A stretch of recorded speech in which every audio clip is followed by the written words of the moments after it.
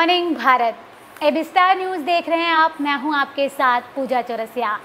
दिन भर आज क्या कुछ खास रहने वाला है, आज के न्यूज़पेपर क्या कहते हैं, आज की वेबसाइट क्या कहती हैं, इन तमाम खबरों के बारे में एक बार फिर से लेकर हम हाजिर हो गए हैं। जैसा कि आपने आज के अखबार पढ़े होंगे, न्यूज़ चैनल में न्यूज़ देखे होंगे, तो आपको उन खबरों के बारे में भी जान लेना ज़रूरी है कि आखिर क्यों आज के न्यूज़पेपर में कौन सी खबर को प्रमुखता दी गई है और किस न्यूज़पेपर ने कौन सी खबर को प्रमुखता दी है। तो इन तमाम खबरों के बारे में बातचीत करेंगे और शुरुआत करेंगे कि आज का दैनिक जागरण क्या कहता है, आज का दैनिक भास्कर क्या कहता है, आज का अमर उजाला क्या कहता है और आज के जो कुछ वेबसाइट्स हैं वो क्या कहते हैं, पूरे दिन क्या कुछ खास रहने वाला है, इस पर चर्चा करेंगे। शुरुआत करते हैं अमर उजाला की खबर से कि आखिर अमर उजाला ने किस खबर को प्रमुखता से दिखाया है, उसके फ्रंट पेज पर कौन कौन सी खबरें हैं जिसे अमर उजाला को लगता है कि ये उनके लिए बहुत ज़्यादा इम्पॉर्टेंट खबर है, जो लोगों का जानना जिसके लिए बहुत ज़रूरी है। तो सबसे पहले शुरुआत करते हैं अमर उजाला की खबर की। तो जैसा कि आपने भी, अगर आप फ़ोन में देखा हो या आपने लैपटॉप, कंप्यूटर, कहीं भी अगर आपने वेबसाइट को खोला होगा या आज का न्यूज़पेपर पढ़ा होगा, तो जो फ्रंट पेज आपने देखा होगा, तो आपको बता दें कि इसमें सबसे पहले जो खबर, जैसे कि हम स्क्रॉल की अगर बात करें, तो सुशांत सिंह राजपूत की मौत को लेकर सुब्रमण्यम स्वामी ने किया दावा। उन्होंने बताया है कि आखिर किस मकसद से उनकी हत्या की गई है। ये स्क्रॉल चला रहा है अमर उजाला। इसके बाद ऐसे ही कई और खबरें हैं जिसकी स्क्रॉलिंग इस पर की गई है। इसके साथ ही और कौन कौन सी वो टॉप खबरें हैं जो प्रमुखता से अमर उजाला में उठाई गई है। नरेंद्र मोदी .in का ट्विटर अकाउंट हैकर ने बिटकॉइन में मांगा दान। ये खबर आपके लिए जानना बहुत ज़रूरी है क्योंकि ये आपके हमारे देश के प्रधानमंत्री से जुड़ी खबर है। इसके बारे में विस्तार से बताएंगे, लेकिन और खबरों के बारे में पहले हम डिस्कशन कर लें कि आखिर वो कौन कौन सी खबरें हैं जिसको अमर उजाला ने प्रमुखता से दिखाया है। पाकिस्तान फिर परास्त, सुरक्षा परिषद में 2 भारतीयों को आतंकी घोषित कराने की मांग खारिज। वहीं और खबरों की बात करें तो कोरोना से लड़ने के लिए लीक से हटकर समाधान ढूंढेंगे भारत, अमेरिका की 11 संयुक्त टीमें। यानी कि जो कोरोना से जंग है उसको लेकर खबर उठाया अमर उजाला ने। और खबरों के बारे में बात करें तो यूपी की अगर राज्यवार खबरों की बात करें तो बस्ती में पैदल जा रहे मजदूरों को बेकाबू ट्रक ने रौंदा, 3 की मौत। ये क्राइम से जुड़ी हुई खबर है, इसके बारे में भी बताएंगे। शेयर बाजार बढ़त पर खुले सेंसेक्स, निफ्टी, सभी सेक्टर्स हरे निशान पर। यानी व्यापार जगत से जुड़ी ये खबर है, जो कारोबारी हैं उनसे जुड़ी ये खबर है, इसके बारे में भी बातचीत करेंगे। Sushant Singh case live, ED ने शोविक को बुलाया, रिया के पिता से सीबीआई आज फिर करेगी पूछताछ। यानी सुशांत सिंह राजपूत का जो मामला है इसको लेकर अमर उजाला ने खबर को उठाया है और बताया है कि ये किस वजह से प्रमुखता से अमर उजाला ने उठाया है। चीन सीमा विवाद, सेना कमांडरों की बातचीत बेनतीजा, पेंगोंग में भारत की मजबूत स्थिति। यानी कि भारत और चाइना की खबर को लेकर अमर उजाला ने उठाया इस खबर को कि आखिर जिस तरीके से LAC पर तनावपूर्ण स्थिति है भारत चाइना को लेकर, उस खबर को किस तरीके से उठाया गया है, जो कल बातचीत हुई है वो कितनी कामयाब रही, कितनी नहीं कामयाब रही, इन चीज़ों को लेकर बातचीत करेंगे। पाकिस्तान ने टिंडर समेत 5 डेटिंग ऐप को प्रतिबंधित किया, कहा परोस रहे हैं अश्लील सामग्री। आखिरी सीमित प्रश्नकाल कराने पर राजी हुई सरकार, कड़े विरोध के बाद फैसला।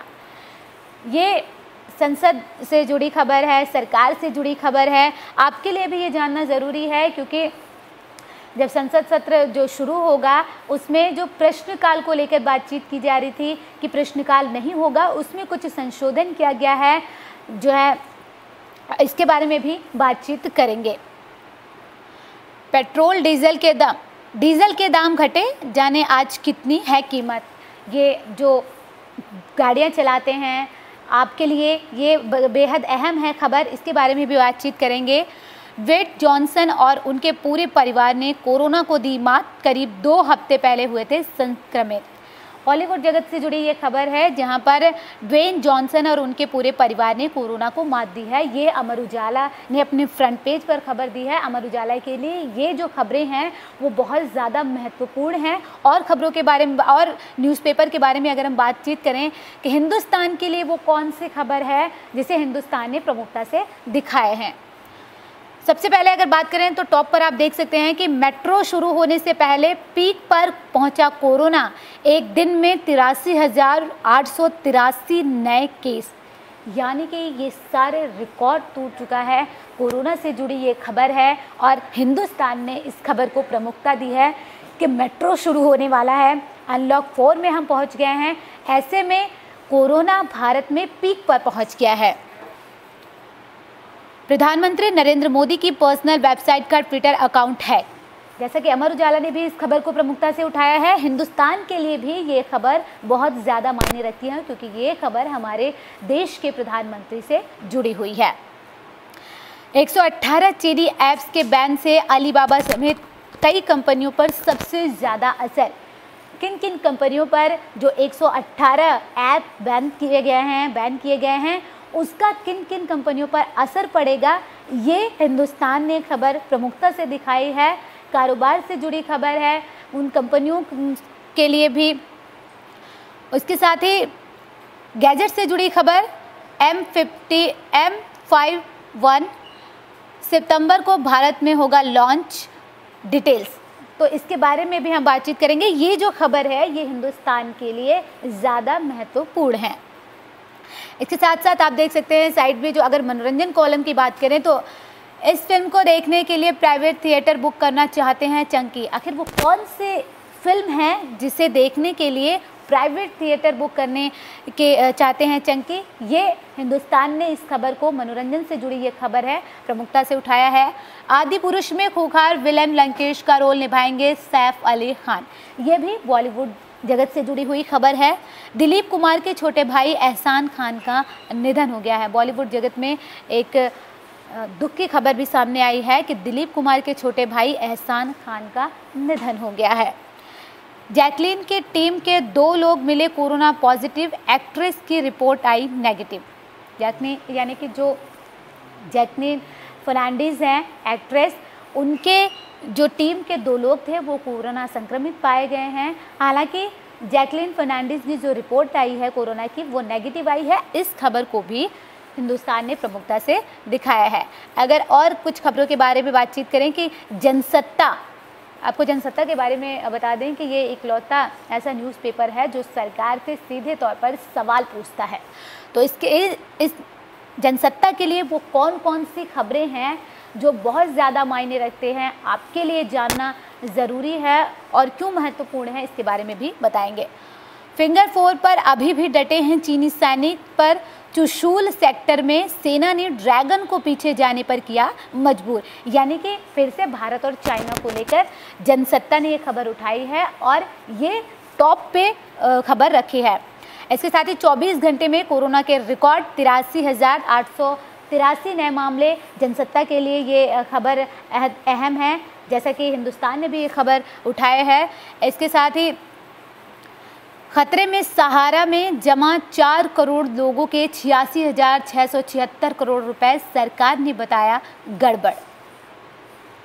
सरकार से जुड़ी हुई खबर भी ये है। इसके साथ ही पीएम मोदी की वेबसाइट हैक करने वाली जो खबर है वो भी जनसत्ता ने प्रमुखता से दिखाया है। और खबरों के बारे में अगर बातचीत करें कि और कौन कौन सी जनसत्ता के लिए खबरें बड़ी हैं, एसबीआई समेत सिर्फ 4 बैंक रह जाएंगे सरकारी, कई बैंकों के निजीकरण की राह। यानी कि बैंकों की निजीकरण की जो शुरुआत हो चुकी है उसमें सिर्फ एसबीआई समेत 4 बैंक सरकारी रहेंगे, बाकी जितने भी बैंक्स हैं उनके जो है निजीकरण की बात की जा रही है। ये खबर आपके लिए जानना ज़रूरी है, क्योंकि अगर आपका बैंक किसी भी बैंक में अकाउंट है एसबीआई और उन 4 बैंकों को छोड़कर, तो आपके लिए ये खबर जानना बहुत ज़्यादा ज़रूरी है कि आखिर निजीकरण के बाद क्या क्या बदलाव होंगे और उस पर आपके जीवन पर उसका क्या प्रभाव पड़ेगा। चीनी युद्ध के बाद पहली बार संसद सत्र में नहीं पूछे जाएंगे सवाल, जानिए। ये जैसा कि हमने आपको बताया है कि संसद सत्र शुरू होने वाला है, उसमें प्रश्नकाल को लेकर कल भी ये खबर आई थी कि प्रश्नकाल नहीं होगा, इसे समाप्त कर दिया गया है। लेकिन विरोध के बाद आंशिक रूप से यानी कि लिखित में प्रश्न दिया जाएगा, पटल पर रखे जाएंगे प्रश्न। आज तक पर भड़के अर्नब, बोले रिया को बचाने के लिए सुशांत को नशेड़ी बताया। यानी कि दो न्यूज़ चैनल की ये बातचीत अगर की जाए, अगर आप भी देखते होंगे आज तक और आर भारत, तो आर भारत के जो एडिटर हैं उनका ये सीधे तौर पर उन्होंने जो है अर्नब गोस्वामी वो आज तक पर भड़क गए हैं और उन्होंने कहा कि रिया को बचाने के लिए सुशांत को नशेड़ी बताया जा रहा है।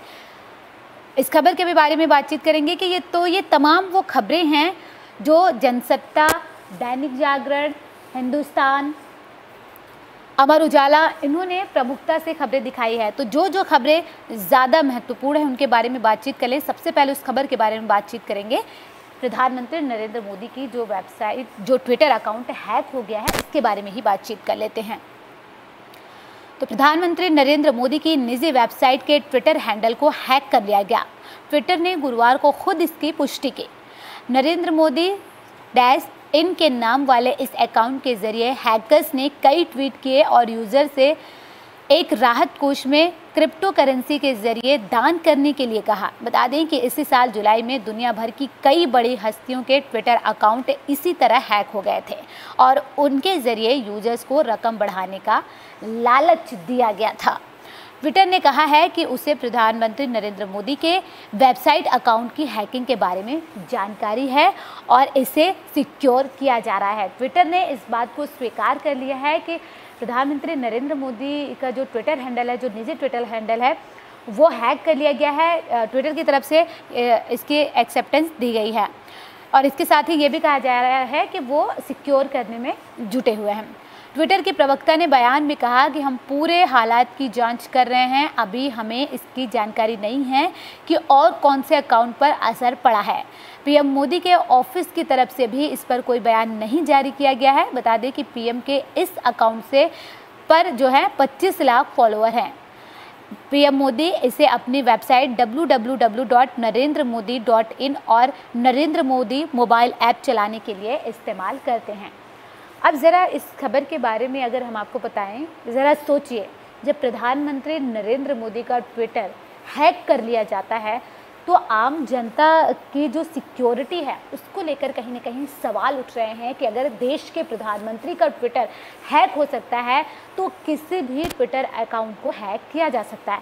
हालांकि ट्विटर की तरफ से ये कहा जा रहा है कि और किन किन ट्विटर अकाउंट पर इसका असर पड़ा है उसकी जांच की जा रही है, क्योंकि अभी तक साफ नहीं हो पाया है। इसके साथ ही प्रधानमंत्री नरेंद्र मोदी का जो ये ट्विटर अकाउंट है, जो पर्सनल अकाउंट है, इसको जो है सिक्योर करने की बात की जा रही है। लेकिन सवाल ऐसे में ये है सिक्योरिटी को लेकर ही, सुरक्षा को लेकर ही, कि प्रधानमंत्री नरेंद्र मोदी का अगर ट्विटर अकाउंट हैक हो जाता है तो आम इंसान की जो निजता की अगर हम बात करें, ट्विटर अकाउंट पर जो सिक्योरिटी, सुरक्षा की बात करें, वो कहाँ तक सुरक्षित है, इस पर सवालिया निशान लग रहे हैं। हालांकि ट्विटर की तरफ से कहा जा रहा है बार बार कि वो इसको सिक्योर करने में जुटे हुए हैं। तो ये जनसत्ता की खबर के बारे में बातचीत कर हमने। अब कारोबार से जुड़ी हुई, बैंकों से जुड़ी हुई हमारे आपके जीवन पर आखिर बैंकों के निजीकरण, जिन जिन बैंकों का निजीकरण होने वाला है, कितना असर पड़ेगा, इसके बारे में भी बातचीत करेंगे कि आखिर वो कौन कौन से बैंक हैं जो सिर्फ सरकारी रह जाएंगे। जैसा कि बताया जा रहा है कि एसबीआई और एसबीआई के साथ ही सिर्फ 4 बैंक ऐसे हैं जो कि सरकारी रह जाएंगे। बैंकिंग सेक्टर में सरकार जल्दी ही निजीकरण की राह पर तेजी से आगे बढ़ सकती है। नीति आयोग ने बैंकों के निजीकरण का ब्लूप्रिंट तैयार कर लिया है। आयोग ने केंद्र सरकार को 4 सरकारी बैंकों पर ही अपना नियंत्रण रखने का सुझाव दिया है। इन बैंकों में भारतीय state bank, Punjab national bank, bank of Baroda और कैनरा बैंक शामिल हैं। यानी कि ये जो 4 बैंक हैं ये सिर्फ सरकारी रह जाएंगे। बाकी जितने भी बैंक हैं उनके निजीकरण की प्रक्रिया शुरू हो गई है, ब्लूप्रिंट तैयार कर लिया गया है। इसके अलावा आयोग ने 3 छोटे सरकारी बैंकों, Punjab and Sind bank, bank of Maharashtra और यूको बैंक का प्राथमिकता के आधार पर निजीकरण करने की सलाह दी है। यानी कि जिन जिन बैंकों की हम बात कर रहे हैं इनको जो है निजीकरण की सलाह दी गई है कि इनका जल्द से जल्द निजीकरण किया जाएगा। अन्य सरकारी बैंकों bank of India, union bank, Indian overseas bank, central bank और इंडियन बैंक का सरकार या तो 4 बचे हुए बैंकों में विलय करेगी या फिर इनमें हिस्सेदारी घटाएगी। इन बैंकों में सरकार अपनी हिस्सेदारी को 26% तक सीमित कर सकती है। यानी कि ये जो बैंक्स हैं जिनकी बात हम कर रहे हैं उनके निजीकरण की प्रक्रिया तेज़ी से शुरू हो गई है और ये कहा जा रहा है कि जो बाकी बचे हुए बैंक हैं उनका जो दूसरे बैंक है 4 उनमें या तो विलय हो सकता है या तो सरकार अपना 26% जो हिस्सेदारी है जो वो घटा सकती है। दरअसल पिछले दिनों निजीकरण के लिहाज से केंद्र सरकार ने स्ट्रैटेजिक और नॉन स्ट्रैटेजिक सेक्टर्स तय किए थे। इसके मुताबिक बैंकिंग भी स्ट्रैटेजिक सेक्टर में है और अधिकतर 4 सरकारी संस्थाओं को ही इसमें मंजूरी दी जा सकती है। ऐसे में स्पष्ट है कि सरकार 4 बैंकों को ही अपने पास रखेगी। इस प्रस्ताव को जल्द ही कैबिनेट के सामने पेश किया जा सकता है। बैंकों के निजीकरण को जरूरी बताते हुए एक सरकारी सूत्र ने कहा कि 31 अगस्त तक लागू किए गए मोराटोरियम और फिर 2 साल के लिए कर्जों के पुनर्गठन के बाद बैंकों में बड़े पैमाने पर पूंजी के निवेश की ज़रूरत है, ये सरकार की तरफ से कहा गया है। तो ये आपके लिए खबर कितनी अहम है जानना, इसको लेकर जनसत्ता ने इस खबर को प्रमुखता से उठाया। जैसा अगर हम बात करें अमर उजाला की, जैसा कि हमने प्रधानमंत्री नरेंद्र मोदी के ट्विटर अकाउंट की बात कर ली, अब बात करें यूपी की, जो हिंदुस्तान के लिए भी हिंदुस्तान न्यूज़पेपर के लिए भी ये बहुत अहम खबर उन्होंने अपने फ्रंट पेज पे दिखाया था, अमर उजाला ने भी दिखाया। तो इस खबर के बारे में ही बातचीत कर लेते हैं। हालांकि ये एक दुखद घटना है जहां पर पैदल मजदूर जा रहे थे और एक बेकाबू ट्रक ने उन्हें टक्कर मार दी जिसकी वजह से उनकी मौत हो गई। गोरखपुर लखनऊ 4 लेन पर बस्ती के हर्रैया थाने के बिरहा चौराहे के पास गुरुवार तड़के बेकाबू ट्रक ने पैदल जा रहे 5 मजदूरों को कुचल दिया, जिनमें 3 मजदूरों की मौके पर ही मौत हो गई। 2 अन्य मजदूर जो हैं उनकी हालत गंभीर बनी हुई है। यानी कि 5 मजदूरों को जो बेकाबू ट्रक ने टक्कर मार दी, इसमें 3 की मौके पर ही मौत हो गई और 2 की हालत बेहद नाजुक बनी हुई है। उन्हें अस्पताल में भर्ती कराया है। CAC कप्तानगंज भेजा गया है, जहां से चिकित्सकों ने दोनों को जिला अस्पताल रेफर किया। जानकारी के मुताबिक कप्तानगंज थाना क्षेत्र के धर्मसिंहपुर महाराजगंज कस्बे के कुछ मजदूर पल्लेदारी करते हैं। बुधवार रात में पैकोलिया के हसीनाबाद ट्रक से दाल उतारने गए थे। काम निपटाने के बाद ट्रक पर सवार होकर संसारीपुर के पास एक ढाबे पर पहुंचे, जहां ट्रक चालक से विवाद हो गया। विवाद के बाद सभी मजदूर पैदल ही गांव के लिए चल पड़े। महाराजगंज के करीब पहुंचने वाले ही थे कि तभी अनियंत्रित ट्रक ने 5 मजदूरों को रौंद दिया। ये एक दुखद घटना सामने आई है, जिसमें 3 मजदूरों ने अपनी जान गंवा दी। सूचना पर थाना अध्यक्ष सर्वेश राय मौके पर पहुंचे और स्थानीय लोगों की मदद से घायलों को CSC कप्तानगंज भेजा। मृतकों की पहचान लल्लन 26 साल तुलसीराम के बेटे के रूप में हुई है, गुड्डू और छुटई के रूप में हुई है। यानी कि जो घायल है, अगर उनकी बात करें तो उनकी पहचान विकास और जंग बहादुर के रूप में हुई है, जिन्हें जिला अस्पताल में भर्ती कराया गया है। यूपी से ये दुखद घटना सामने आई। बस्ती में जहां पैदल मजदूर जा रहे थे, उनको एक ट्रक ने बेकाबू ट्रक ने रौंद दिया, जिसमें 3 मजदूरों की मौके पर ही मौत हो गई। कुछ और खबरों के बारे में बातचीत करेंगे कि आखिर वो कौन कौन सी खबरें हैं जिनका जानना बहुत ज़रूरी है आपके लिए। अगर हम कोरोना की बात करें, जैसा कि मेट्रो शुरू होने वाला है 7 सितंबर से, अब ऐसे में कोरोना पीक पर पहुंच गया है भारत में, ये कहा जा रहा है। और पिछले 24 घंटे की बात करें तो 83,000 से ज़्यादा मामले सामने आए हैं। ये अपने आप में बहुत बड़ा रिकॉर्ड है। अब तक इतने ज़्यादा मामले सामने नहीं आए थे। कहीं ना कहीं ये जो आंकड़ा सामने आया है वो बेहद डराता है कि आपको कितना सतर्क रहने की ज़रूरत है, बहुत ज़्यादा सावधानी बरतने की ज़रूरत है। कोरोना वायरस का संक्रमण हर दिन अपना ही रिकॉर्ड तोड़ रहा है। बीते 24 घंटे में लगभग हर मिनट में कोरोना के 58 नए मामले सामने आए हैं। यानी कि एक मिनट की अगर बात करें तो 58 नए मामले सामने आ रहे हैं। यानी कि अगर इसी तरीके से आंकड़े बढ़ते रहे तो आप सोच सकते हैं कि स्थिति कितनी भयावह हो सकती है, क्योंकि हमारे देश की जनसंख्या इतनी ज़्यादा है कि अगर इसी तरीके से मामले सामने आते रहे तो स्थिति बहुत ज़्यादा गंभीर हो जाएगी। क्योंकि अस्पतालों में भी लगातार मरीजों का इलाज किया जा रहा है। हालांकि अच्छी खबर ये है कि भारत में जितने मरीज़ सामने आ रहे हैं कोरोना की वजह से संक्रमित होकर, उससे ज़्यादा लोग रिकवर होकर घर लौट रहे हैं। लेकिन ऐसे में आपको सावधानी बरतने की ज़रूरत बहुत ज़्यादा है, क्योंकि अगर आप सावधानी नहीं बरतेंगे और लापरवाही करेंगे तो मामलों में इजाफा होता रहेगा और स्थिति दयनीय हो सकती है। जैसा कि हम हर मिनट की अगर बात करें, पिछले जो 24 घंटे की बात की जा रही है, वो अगर एक मिनट का हिसाब अगर की जाए तो 58 मामले सामने आए हैं।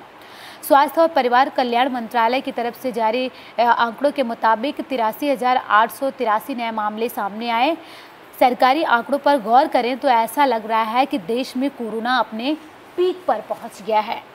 अब आपको बता दें कि राष्ट्रीय राजधानी दिल्ली में 7 सितंबर से मेट्रो सर्विस फिर से शुरू होने वाली है। इससे पहले कोरोना के जो ये आंकड़े हैं वो डरावने हैं, क्योंकि मेट्रो शुरू हो गई। मेट्रो में आपको पता ही है कितनी ज़्यादा भीड़ होती है, लेकिन उसमें गाइडलाइन का पालन किया जाएगा। किस तरीके से मेट्रो शुरू होगी, क्या क्या टाइमिंग होगी, ये भी जो है बहुत ज़्यादा महत्वपूर्ण है आपके लिए जानना। बीते 24 घंटे के आंकड़ों के बाद देश में कुल अगर मरीज़ों की बात करें तो 38,53,407 मरीज़ जो हो गए हैं कुल।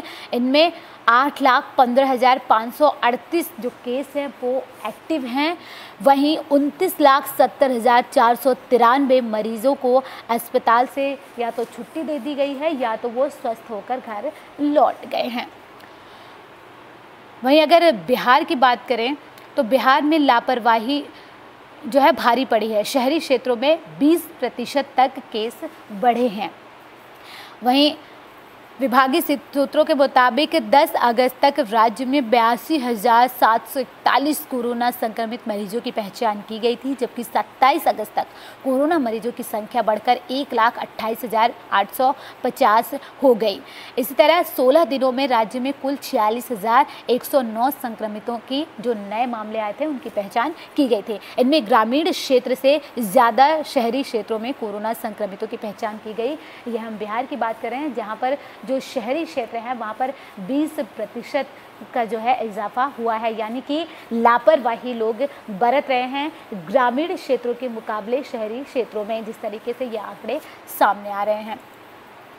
कुछ और खबरों के बारे में बात करें हिंदुस्तान की, जैसा कि हमने आपको बताया कि वो कौन कौन सी खबरें थी जिनका आपके लिए जानना बहुत ज़रूरी है।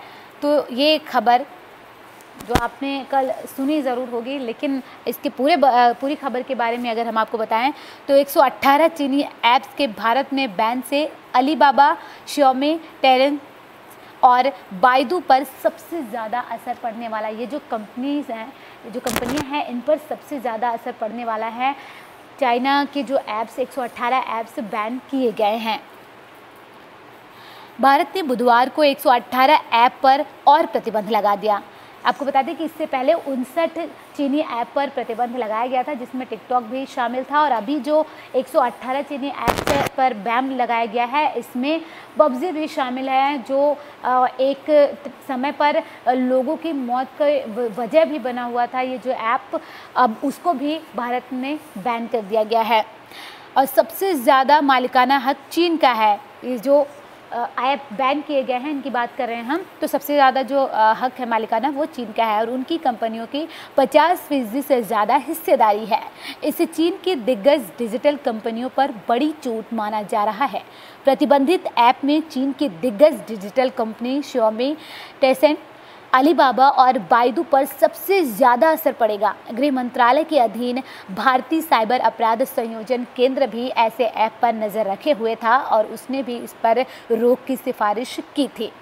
चीन की कंपनी टेंसेंट का पबजी गेमिंग ऐप में भारी निवेश है।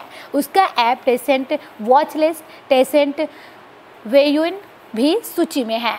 Ludo world, ludo superstar Tencent का ही लोकप्रिय ऐप है। टेंसेंट समर्थित कंपनी क्वाई का ऐप फोटो और video editor app MV master भी नहीं चलेगा। बाइडू चीन का गूगल माना जाता है। इससे जुड़े ऐप बाइडू, बाइडू एक्सप्रेस हैं। वीचैट के app WeChat work, WeChat reading शामिल हैं। वहीं अगर बात करें अलीबाबा भी मुश्किल में है, जो कंपनी है वो भी मुश्किल में है। अलीबाबा के फाइनेंस और messaging app Alipay, Alichat mobile, Taobao शामिल है। टिकटॉक का वीपीएन ऐप में ये सूची है उसमें शामिल किया गया है।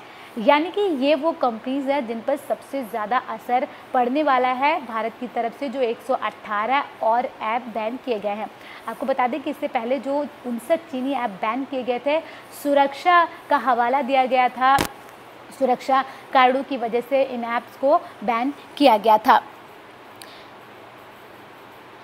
वहीं आपको बता दें कि पबजी पर आफत, 5 करोड़ से ज़्यादा भारत में पबजी जो है डाउनलोड है। वहीं 3.3 करोड़ से ज़्यादा सक्रिय यूज़र पबजी ऐप के हैं। 1000 भारतीय कॉलेज को प्रतियोगिता के जरिए पबजी ने जोड़ा था। 8.4 करोड़ डॉलर का राजस्व भारत से है। ये पबजी जो गेम है, जो अभी 118 ऐप बैन किए गए हैं, इसमें शामिल हैं, जिसमें ज़्यादातर लोग गेम खेल के, जैसा कि आपको बता दें कि पहले भी इसकी वजह से कई लोगों ने अपनी जान दे दी थी, खुदकुशी कर ली थी। इस गेम को अगर आप भी अगर आप इस गेम को खेलते होंगे तो आपको इस गेम के बारे में जानकारी होगी। तो कुछ और खबरों के बारे में बातचीत करें। विकास दुबे 37 के केस के बारे में हम बात करें, जो गैंगस्टर जो था मारा गया था मुठभेड़ में। 37 करोड़ की संपत्ति कुर्क करने के लिए पुलिस ने बजवाई मुनादी, यानी कि मुनादी की गई है। 37 करोड़ की कुल 11 संपत्तियां हैं विकास दुबे की, उनको कुर्क करने के लिए मुनादी की गई है।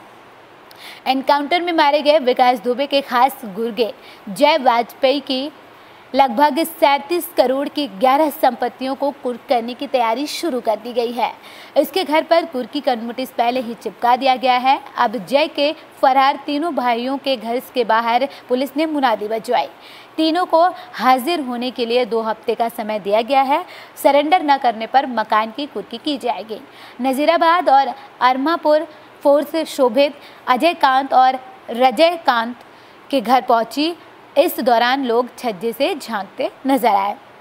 डीआईजी ने बताया कि जय के फरार भाइयों की तलाश में ताबड़तोड़ दबिश दी जा रही है। फरार होने के चलते अब तीनों भाइयों पर जल्द ही 25,000 से बढ़ाकर 50,000 का इनाम घोषित किया जाएगा। इसके लिए एक रिपोर्ट बनाकर आईजी को भेज दी गई है। यानी कि जो विकास दुबे का जो खास गुर्गा था, उसकी जो संपत्तियां हैं, करीब 37 करोड़ की संपत्तियों को जो है नष्ट करने की बात की जा रही है। उनके लिए मुनादी करा दी गई है। जो फरार भाई हैं में जो विकास दुबे का गुर्गा है जय, उसके जो भाई 3 फरार चल रहे हैं, उनके ऊपर इनाम घोषित करने की भी तैयारी की जा चुकी है। करीब 50,000 रुपये का इनाम घोषित किया जाएगा, ये कहा गया है डीआईजी की तरफ से। 25 सालों से दहशत का पर्याय बने विकास दुबे की मौत के बाद चौबेपुर थाने में पहुंचने लगे शिकायती पत्र। चौबेपुर थाने में अभी तक 100 से ज़्यादा शिकायती पत्र पहुंच चुके हैं। इसमें कई गुमनाम विकास के गुर्गों के खिलाफ शिकायती पत्र पहुंचे हैं, जिनकी जांच पुलिस ने शुरू कर दी है और इसके बाद ये मुनादी करवाई गई है। कुछ और खबरों के बारे में बात करेंगे कि देश विदेश में क्या चल रहा है, आपके लिए जानना कितना ज़रूरी है उन खबरों के बारे में। पटना एयरपोर्ट से अंतर्राष्ट्रीय उड़ानों की सुविधा जल्द, तो ये एक अच्छी खबर सामने आई है कि अंतर्राष्ट्रीय उड़ान जो है पटना एयरपोर्ट से वो जल्द ही शुरू की जाएगी। इस पूरी खबर के बारे में अगर बातचीत करें तो बिहटा में प्रस्तावित अंतर्राष्ट्रीय एयरपोर्ट के निर्माण के बावजूद पटना एयरपोर्ट को भी अंतर्राष्ट्रीय उड़ानों के लायक बनाया जाएगा। यहाँ हर तरह की सुविधा होगी जो अंतर्राष्ट्रीय उड़ान वाले एयरपोर्ट पर होगी। इमिग्रेशन काउंटर होंगे और कस्टम विभाग के अधिकारियों की भी तैनाती की जाएगी।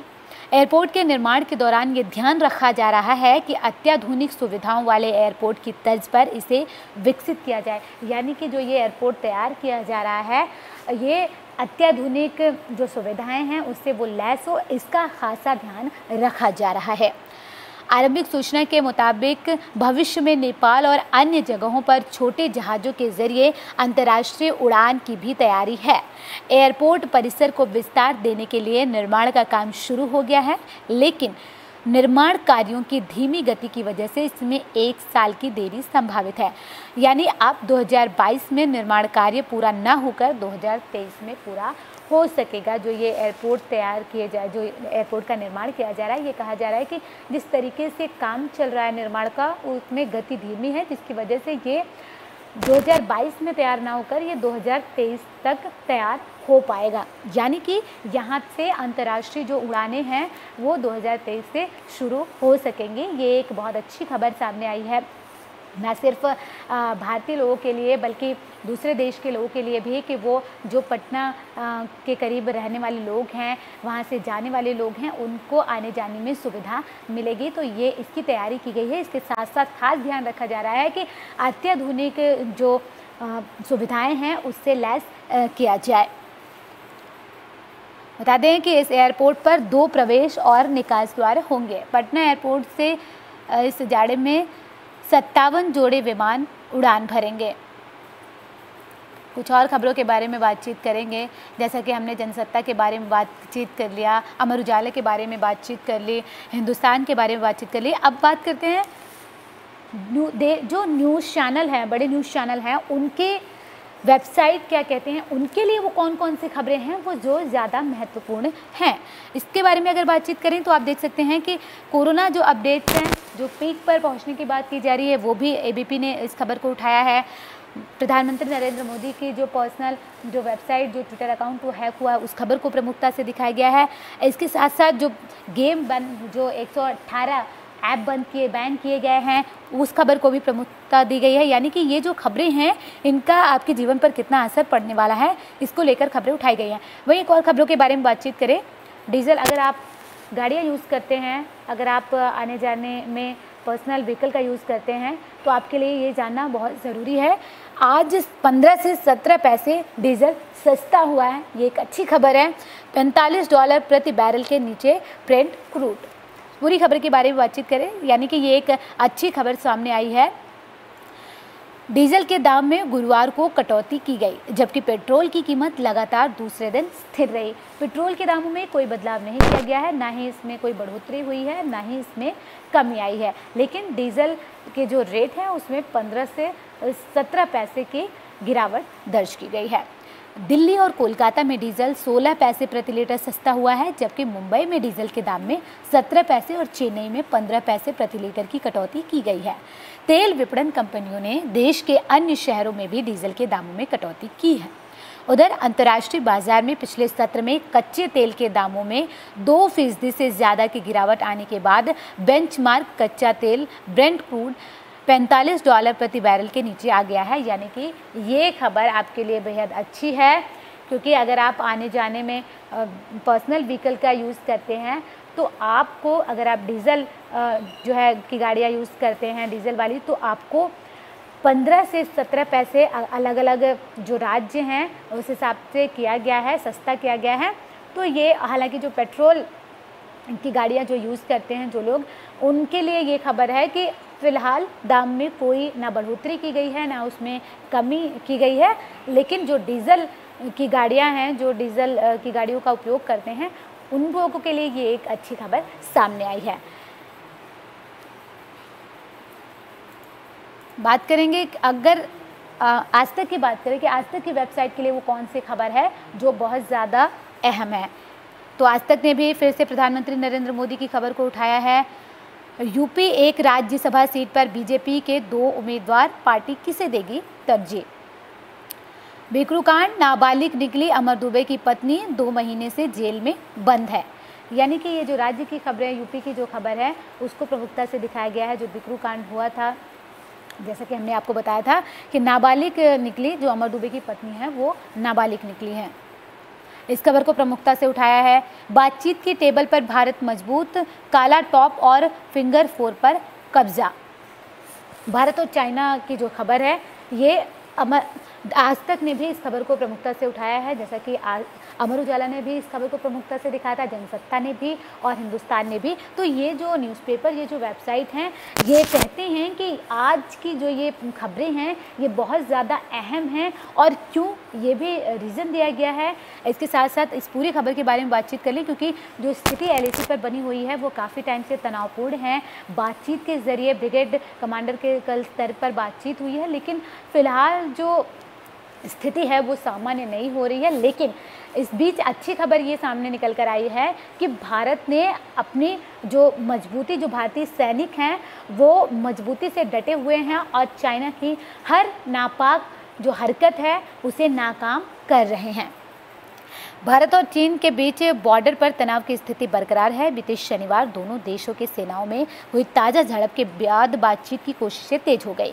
बुधवार को ब्रिगेड कमांडर लेवल पर चर्चा हुई, लेकिन इसका कोई ठोस नतीजा नहीं निकला। ऐसे में गुरुवार को फिर ये बातचीत जारी रह सकती है। मौजूदा हालात में बॉर्डर पर तनाव वाली जगह भारत की स्थिति मजबूत है। जैसा कि हमने आपको बताया कि भारत के जो सैनिक है वो मजबूत स्थिति में हो गए हैं। जो एरिया है, जो तनावपूर्ण जहाँ पे माहौल है, वहाँ पर भारत मजबूत स्थिति में है। यही कारण है कि बैठक में भारत का पलड़ा भारी दिख रहा है। जो दोनों सेनाओं के बीच बातचीत की जा रही है उनमें भारत का जो पलड़ा है वो भारी नज़र आ रहा है, क्योंकि जो सीमा पर जो तैनाती की गई है उसमें भारत की स्थिति मजबूत है। यही वजह है कि भारत का पलड़ा भारी है। लद्दाख में भारत ने काला टॉप हिल अपने अंडर में ले लिया। यही कारण है कि चीन इस वक्त सख्ते में आ गया है। दरअसल ऊंची पहाड़ी पर कब्जा होने की वजह से भारत की स्थिति मजबूत हुई है। ये हम आपको बता रहे हैं कि किस वजह से भारत की स्थिति मजबूत हो गई है। वो ऊंची पहाड़ी पर कब्जा कर लिया गया है भारत की तरफ से, जिसकी वजह से भारत की स्थिति मजबूत हो गई है और चीन सख्ते में आ गया है। हालांकि आपको बता दें कि वो पहले भी बातचीत के ज़रिए मसले को हल करने के राग अलापता रहता है, लेकिन जब भी बातचीत से वो जाता है और कहता है कि अब पीछे हट जाएंगे सैनिक, लेकिन ऐसा कुछ दिखाई नहीं दिया। तो इस पर भी हमारी नज़र बनी रहेगी। तो ये वो तमाम खबरें थी जिनका आपके लिए जानना ज़रूरी था, और आपने भी खबरें अगर पढ़ी होगी तो आपने भी देखा होगा कि क्यों इन खबरों को प्रमुखता से दिखाया गया है। आखिर किस न्यूज़पेपर ने किस खबर को प्रमुखता दी है, इसके बारे में हमने बातचीत कर ली। तो ऐसे ही तमाम आज कौन कौन सी वो खबरें हैं जो आपके लिए जानना ज़रूरी है, ये पल पल के अपडेट्स हम आप तक पहुंचाते रहेंगे। फिलहाल के लिए इतना ही। देखते रहिए एबी स्टार न्यूज़। नमस्कार।